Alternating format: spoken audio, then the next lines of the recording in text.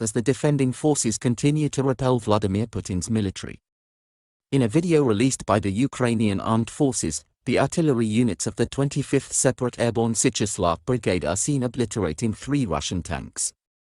The 3 armored vehicles maneuver to the right of a field before being destroyed by the short-range artillery.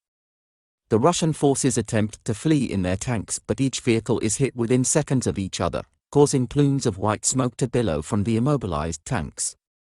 The division responsible for the attack, the Syczeslaw Brigade, is responsible for at least 2 more attacks on Russian tanks. 3 days later, the brigade released further photos of a Russian T-72 tank being targeted. It is the only Ukrainian air assault force that can be dropped into a location with its armored vehicles. More than a quarter of Russia's battalion tactical groups have been left combat ineffective since they invaded on February 24, according to the UK Ministry of Defence. They are believed to have deployed roughly 65% of its entire ground combat strength in Ukraine, equating to around 120 groups. The Defense Intelligence Update said on Monday, at the start of the conflict, Russia committed over 120 battalion tactical groups, approximately 65% of its entire ground combat strength. It is likely that more than a quarter of these units have now been rendered combat ineffective.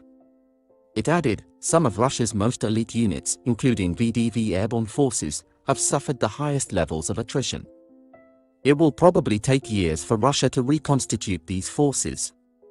And their update today said Russia had suffered failures in both strategic planning and operational execution. It said, the modernization of its physical equipment has not enabled Russia to dominate Ukraine. Failures both in strategic planning and operational execution have left it unable to translate numerical strength into decisive advantage. Russia's military is now significantly weaker, both materially and conceptually, as a result of its invasion of Ukraine. Recovery from this will be exacerbated by sanctions.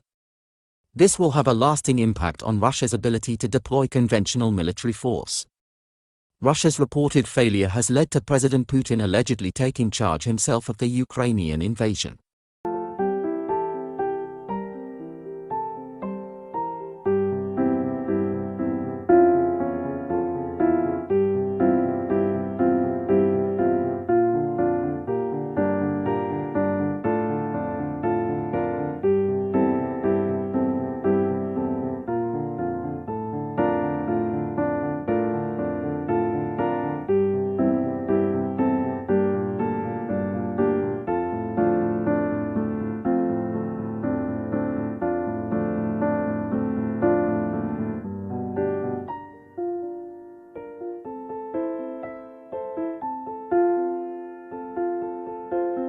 Putin has assumed day-to-day control over the conflict, according to a senior EU source, and handed the running of the country to Prime Minister Mikhail Mishustin.